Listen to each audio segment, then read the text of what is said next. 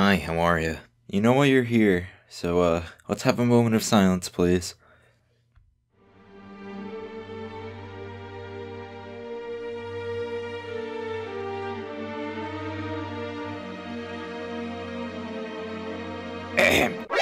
Excuse me? This is my kid's birthday party. Can you do this, elsewhere? Hey, tough crowd, am I right? The earlier days of the internet was a simpler time. Smartphones didn't exist, so that meant finding free games that used that same icon or in-app purchases was basically non-existent. Thank God. Instead of the Android game dumpster fire, we had Flash games. Unfortunately, these games are just going to be in memory due to browsers dropping support of Flash coming this year. The citadel that contained a mass majority of these iconic Flash games was Newgrounds. Before them TikToks or those quirky prank videos, Newgrounds held a massive amount of iconic internet content. From music to animated videos. However, we're going to be talking about the games the website had. This website had quite a bit of edgy stuff. I remember watching a Mario Sprite video that dropped the F-bomb and my parents overheard it. Darn those desktop speakers. Anyway, like what you see? Subscribe! Please do. My self-worth is dying.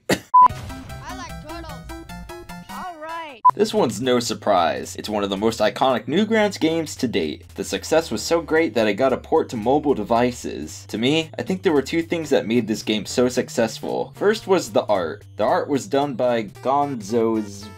this guy. You know, the guy who did the Minecraft parody, specifically that one? Ugh.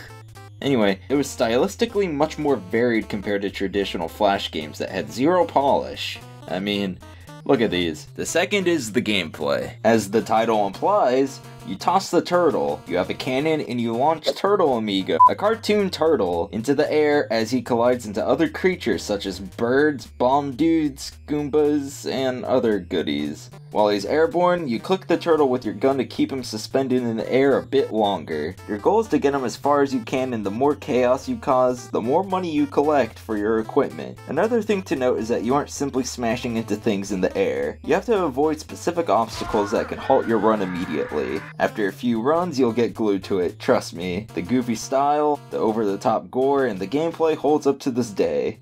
Just don't tell PETA about this game, okay? Free Rider is a very similar game to the iconic Line Rider, but it's a bit more involved. In Line Rider, you draw out lines to make a course, and then this little dude goes down a sled. Pretty fun, but what if you want something a bit more extreme? Ugh. Anyway, Free Rider is a game that I sunk a ton of time into. It has the same premise as Line Rider, however, there's several vehicles you can choose from, the default being a BMX bike. In the early days of Flash, there were a ton of Flash BMX games. Use the arrow keys to tilt and stay balanced, or you could do flips. Adding that creative notion of Line Rider made this game a joy to play back in the day. Like most user-generated content, it's for better or for worse. It's pretty crazy what people could create with the tools given to their disposal. I mean, look at this. This guy could draw better than what I can do in, like, actual paint stuff. Hey, there's even automatic levels. That's pretty neat. And there's also pixel art. Nice. And, yeah, let's forget that one. Okay, next game. If you're too young, you may not realize it, but the internet back in 2005 had a huge obsession with stick figures. There was even a website designated for all things stick figures. Stick Page. For the authentic experience, we have to go back to the future! Never give up! Trust your instincts! Come on, come on!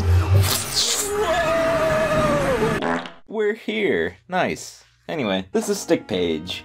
At least the Stick Page I remember. Over here, you'll find stick fight animations, stick humor, and even games. One of these games was called WPN Fire, and it was one of my favorites.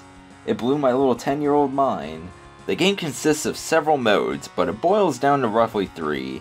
The one I played the most was survival mode. You fight waves of stick zombies, knights, and these jumpy boys till you die. The variety of the weapons you pick up made survival a fun time. The next mode is where enemies go after your boxes. You have to protect them, and it's pretty similar to survival mode.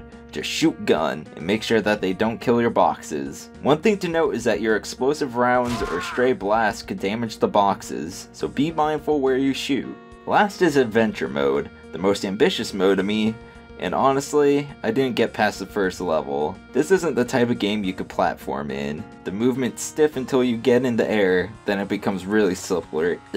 Really slippery. I can't talk. Games that had gritty combat always got my attention, such as WPN Fire. Another one was a Newgrounds classic, known as Mario Kombat. You thought Mario could just simply jump on enemies' heads?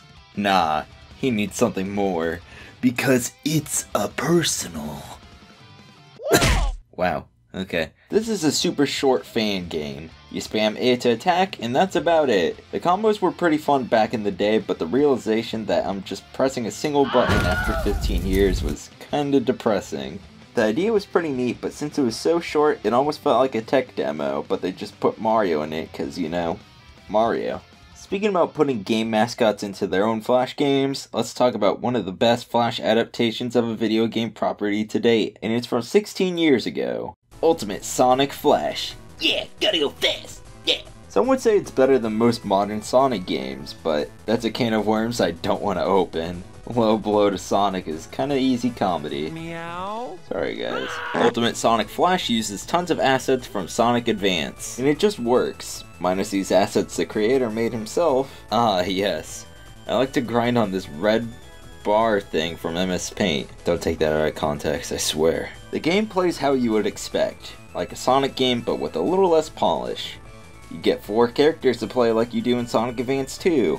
Sonic, with his focus on speed, and the default way to play. Tails with his ability to fly through the first half of the level. Knuckles, dead. And Cream, the most busted of them all, especially for bosses. Ho ho, stando! One thing that bothered me the most in this game was the placement of enemies. On the snow level in particular, those penguins kept stomping me because my invincibility frames would barely last and I would get hit again. Besides that, in the oddly stiff Eggman, this game felt really similar to the source material, even in 2020. On the topic of going too fast, let's talk about Run 2. You all probably remember this one. Before all the Minecrafts and IO games readily available, people had to get crafty to play games in school. Alright kids, you all have free time. Educational websites only, okay? Alright. I'm in. In Run 2, you run. Get it? It's so fitting. You run through these courses of rectangles, and as you touch one side, gravity switches and your perspective changes. There's even collectibles which encourage you to take more ballsy routes to the finish. That's all I could really think about of this game. It's simple, and there isn't really a story, it's just simple gameplay. But to me, this game represents the era of Flash games to me. It's like a childlike innocence throughout the internet through Flash games. People just put stuff out for fun. There were no in-app purchases or V-Bucks. It was just fun games to play. Alrighty guys, well, thanks for coming. There's food here for everyone who's still mourning, but I told you to leave!